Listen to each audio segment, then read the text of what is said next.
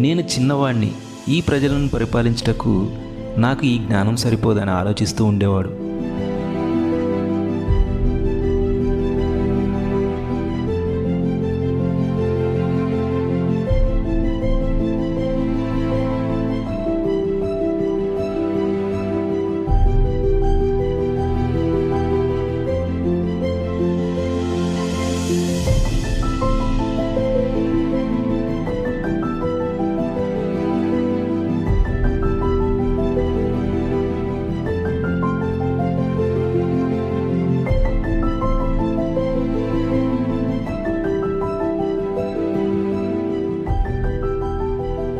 దేవునికి ప్రార్థించేవాడు.